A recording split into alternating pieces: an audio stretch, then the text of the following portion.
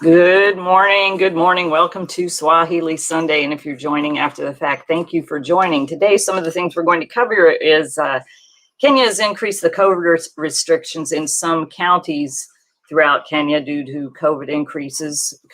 Kenya is also considered a red listed country for the UK, and tourism is taking a big hit in Kenya. So I want to share a little bit about that and some of the updates with the ladies from Baskets and Beads. First of all, I left Kenya on the 15th of June. 2 days later, Kenya put out a notice from the government. I'm going to pull it up here, putting restrictions on several counties, including Trans Nzoia County, which is where the Katali is, where the ladies are. So I was in one of the counties that they increase the restrictions on. Had I still been there, there would have been a big problem with actually being able to move around and do things and gather. So all the things that we had planned and all the things we were doing, we wouldn't have been able to do that because it was effective. It came out it was effective June 17th, or I believe it went into effect June 18th. Yeah, it went into effect June 18th, my birthday.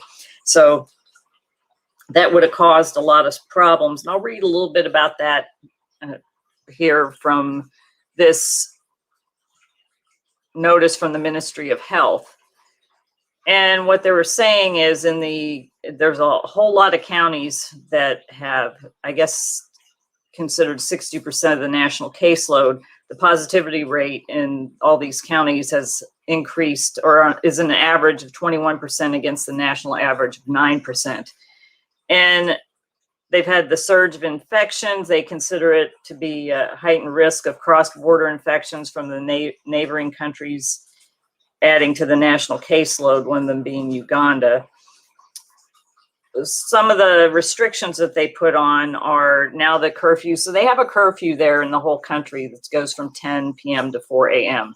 I arrived after 10 p.m. and it was kind of interesting.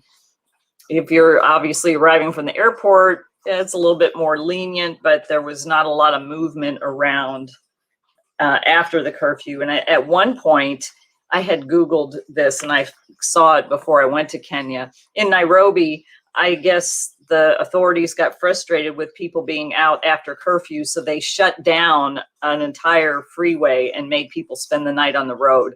I can think about, I live in Southern California, and thinking about the 405 freeway being shut down and people saying, "Oh, well, you got to spend the night here. You can't go anywhere. You're stuck." That would go over, I don't know, like a ton of bricks, I think.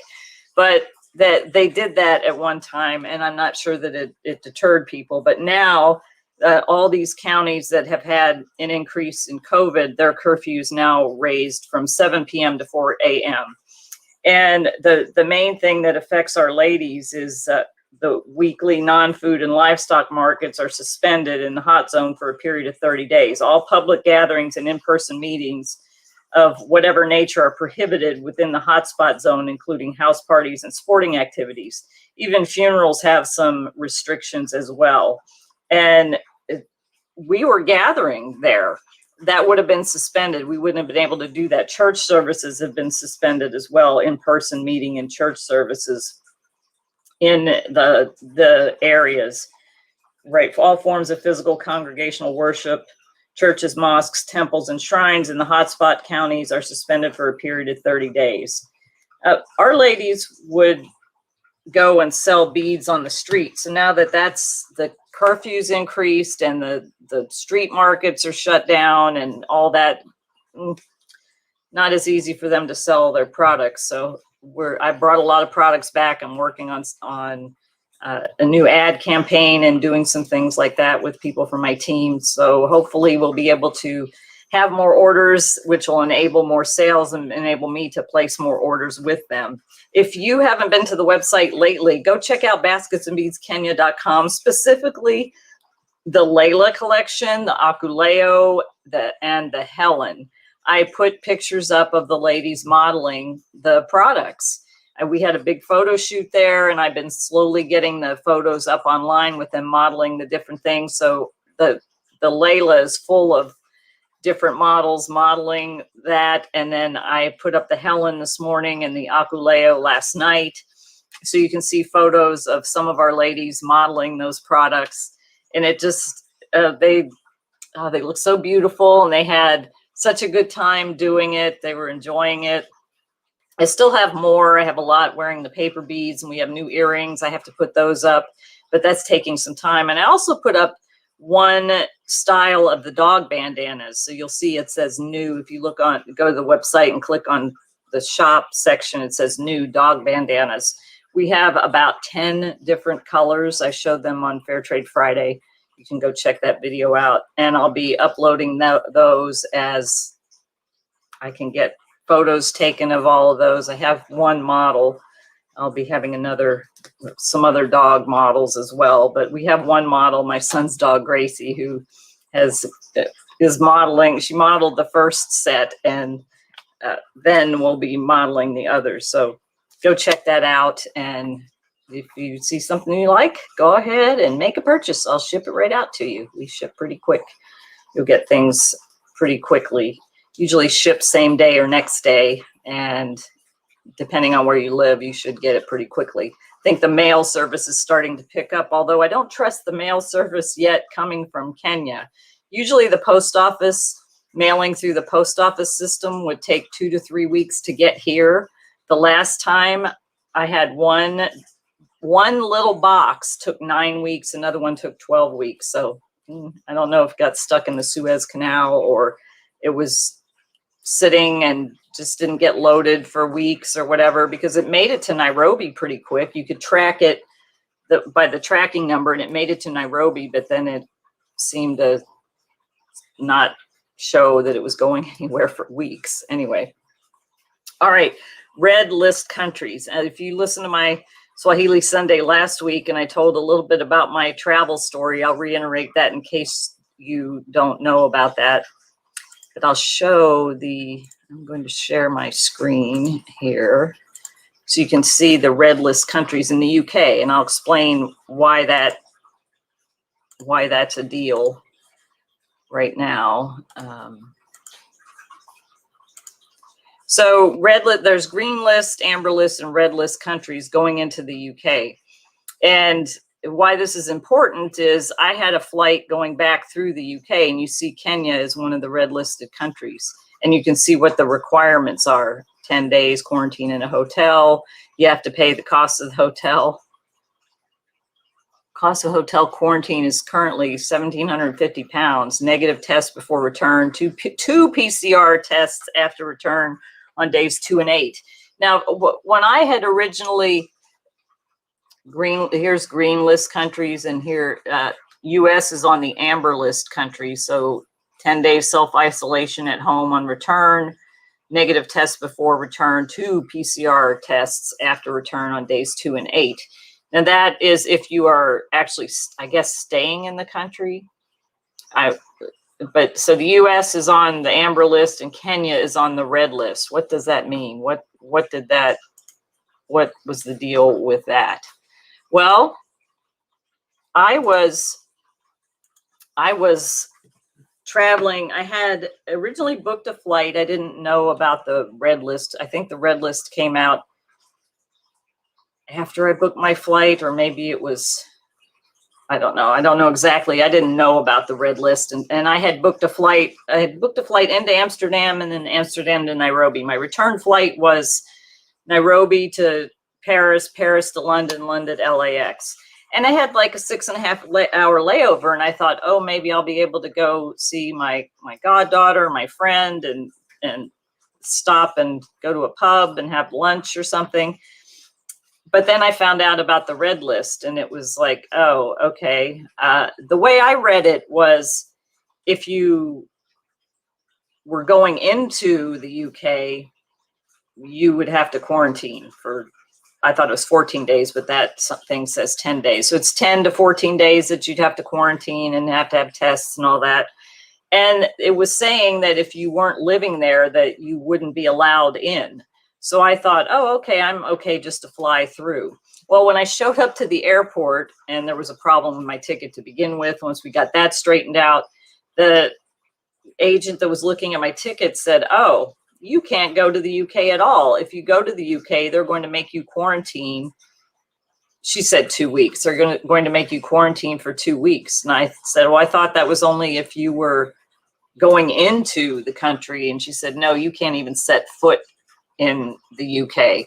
So my flight had to be rebooked and had to be shifted and changed. So I ended up flying Nairobi to Paris, Paris to LAX.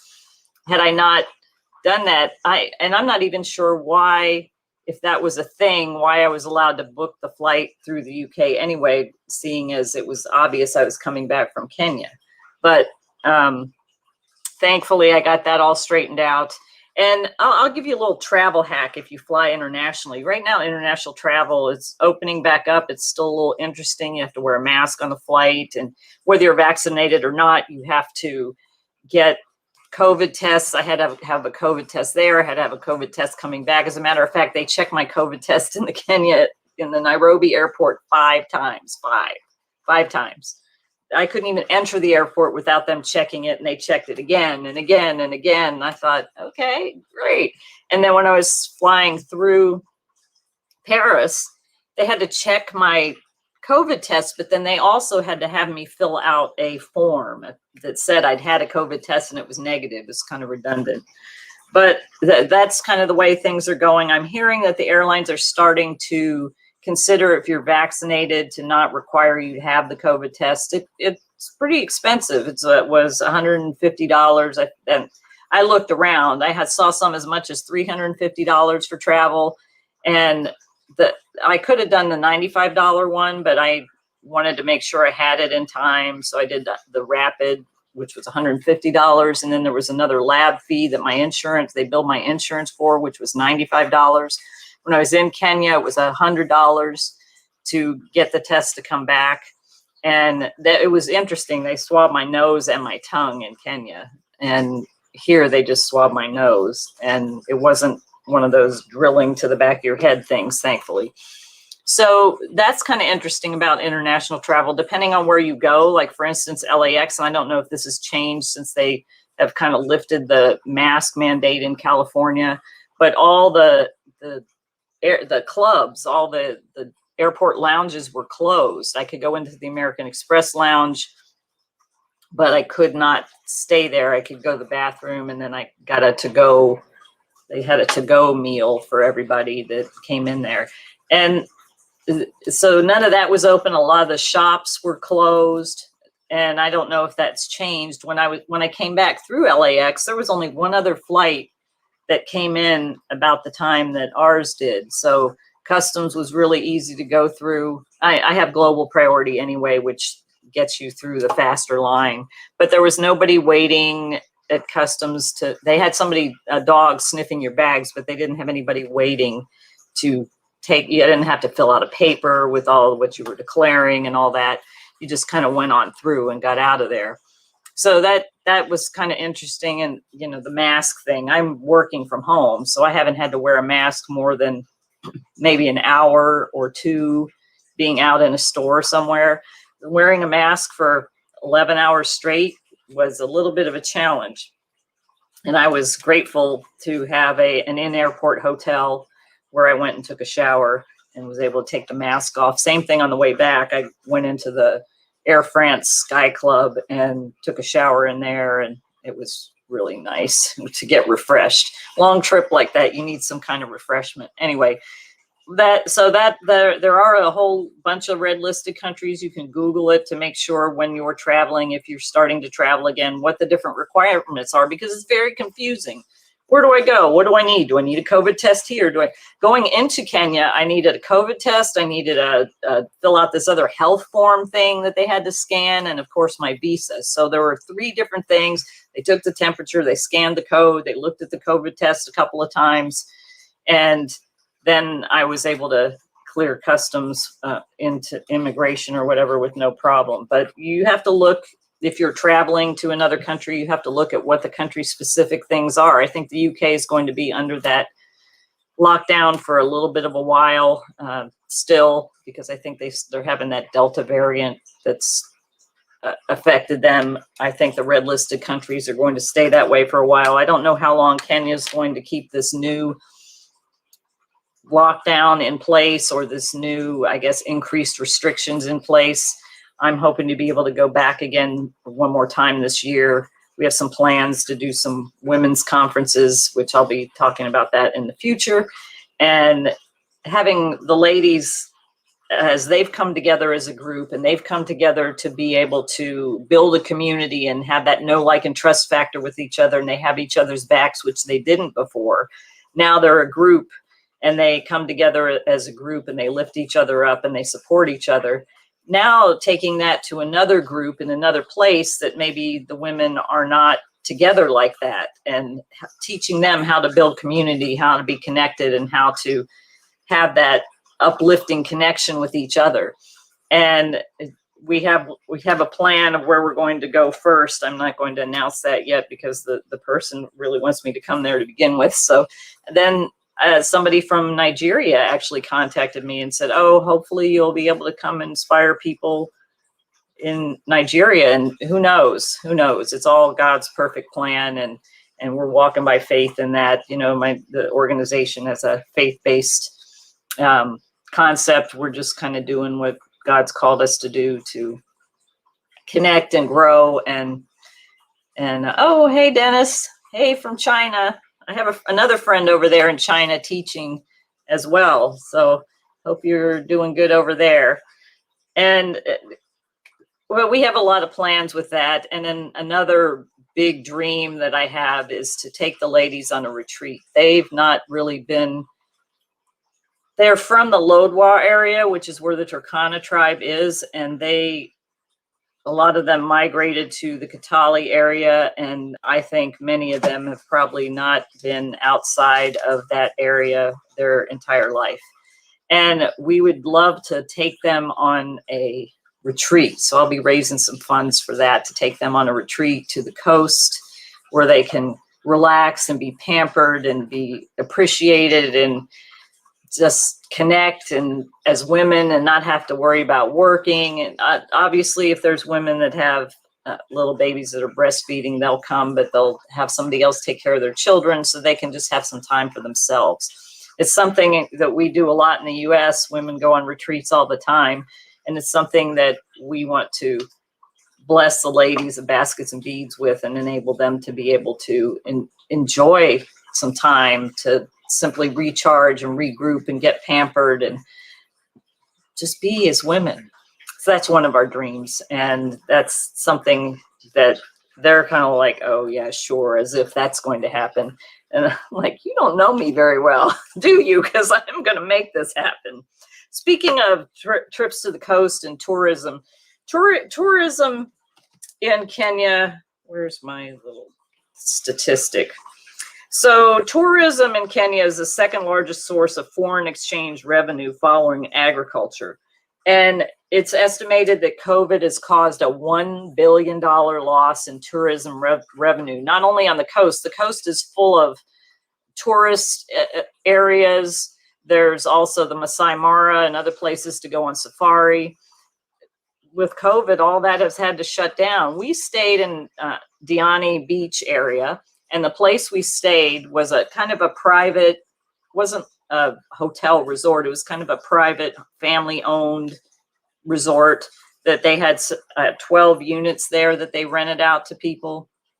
We had a chef. It was great. Unfortunately, I got food poisoning, but I still enjoyed my time there, being able to hear the ocean. I love listening to the ocean. I'm so grateful. Oh, I have to teach the Swahili word of the week too, which is grateful. Let's do that right now. The Swahili word of the week, if I can find where I have it here, is grateful. Kushukuru means grateful. And I'm grateful that I got to go on the trip to the coast, even though I was not feeling well. Like my last full day there, I had the stomach flu and food poisoning or whatever. That's what they diagnosed me with. It was just those cramps in your stomach, and I couldn't eat, and I was dehydrated and I felt weak, but I was still grateful that I was able to be there at the beach and listening to the ocean. the day before I got sick, there's a little hut right by the beach, and we had massages, and it was wonderful, and I was so grateful for that. And I'm grateful today because I'm recovered and I'm back to normal and I'm feeling more human than I did. I got back on the 15th. I guess it took me about a week to really feel better. I had to get rehydrated again, get electrolytes going in my system, and get my digestion back on track and get all that out of my system. And now I feel great. I feel better. And Meow Mix, as usual, is coming to make an appearance. Here's Meow Mix. She's mad at me because the dog ate all their cat food and they have no more dry food. So they've been meowing at me all morning. I'm waiting for the pet store to open. Unfortunately, there was a shortage on pet food, which was interesting. Anyway, so the grateful, kushukuru, is the Swahili word of the day, and thinking about having gratitude and being grateful. Another reason to be grateful. Yesterday, my veteran brothers and sisters from my veterans group at church, one of our brothers, Brother Tom, who passed away about a week ago from bile duct and pancreatic cancer. We went to a celebration of life ceremony for him yesterday. They had military honors for him as well. And his family and friends shared about what a giving person he was. And thinking about that, it's kind of like, okay, he's gone now and he's kicking it with Jesus now, and we miss him. But being grateful for the people that you have in your life, being grateful for people that are still here. I think there's a saying that I don't want to get the flowers later. Give me the flowers now. Give me the celebration now. Connect with me now. And we get too busy. We get the busy person syndrome going, and we don't spend time with our loved ones or our friends.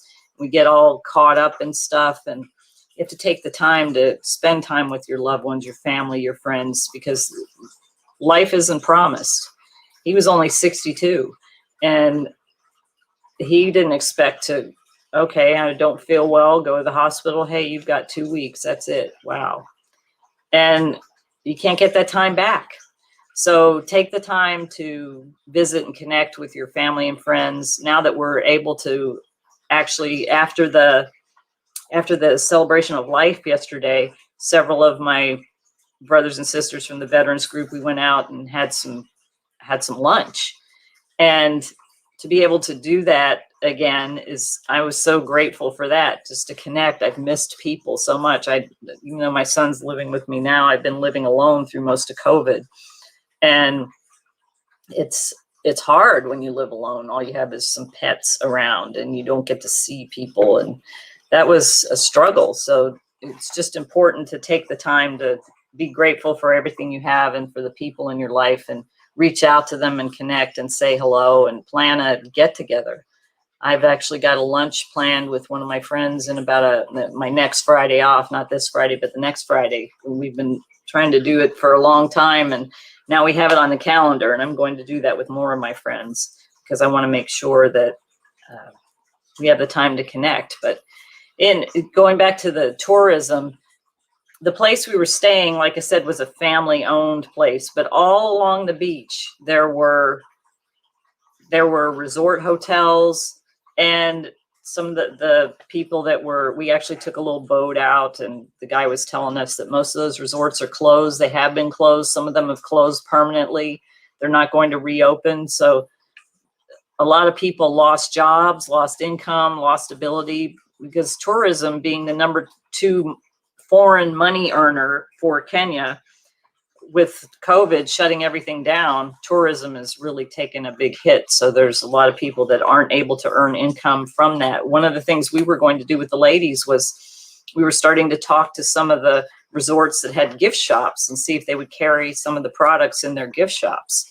But that with everything shutting down, that went by the wayside for the time being, and we're praying that things start opening up. But since Kenya has turned the corner on some of the communities, I don't know if the beach communities are part of the ones that have been shut down further again, but that's going to cause a further delay. So we're just praying that this COVID just gets under complete control and that people are able to start fully earning income again and not struggle as much. And that for Kenya, that tourism opens back up. Not only tourism, but the area where the ladies are, there were a lot of missionary groups that would come through there and visit and buy beads from the ladies. That stopped as well because they couldn't. Now again, that it was starting to open up and it looked like people could maybe come back, but now it's gone back and you can't have in-person gatherings. I was grateful I got to go to church while I was there. Now in-person church is shut down in that area. So they've kind of taken a few steps backwards, and we're praying that actually that reverses itself and that I'll be able to return again soon. Next time I've already determined I'm not going to get food poisoning. But yeah, so that's about all I have for today. I'd love for you all to go check out. Oh, this was another one. I forgot about this one. This is the Selena 2-in-1. We have a Selena, and then this is the Selena 2-in-1. We got a few of these as a test to see how they sell. So those are also on the website with ladies modeling those as well. So go check out basketsandbeadskenya.com. Look at the Layla, look at the Akuleo, look at the Helen, look at the Selena 2-in-1, and then also the dog bandanas because those are new too. But check out all the pictures of the ladies modeling the products, and I'll be sharing and putting up more and more of those pictures. It just takes time to go through them all because they're huge. I need to resize them and maybe crop them a little to get them on there.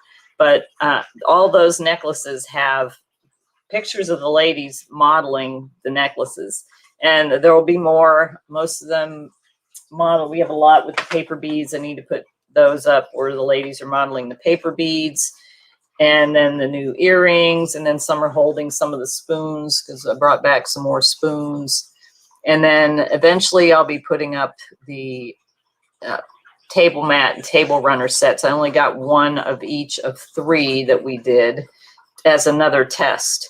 I don't want to order a lot. I want to test it out and see how people like it and then go from there.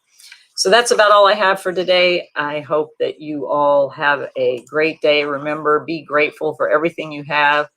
Kushukuru is grateful in Swahili. And be grateful for everything you have. Be grateful for your family, your friends. Be grateful if you have food on your table and a roof over your head, because a lot of people don't, and they're struggling, and people are still struggling from COVID as we start to recover. But be grateful for what you have. Be grateful and be kind to other people, and have a great day. Nakupenda.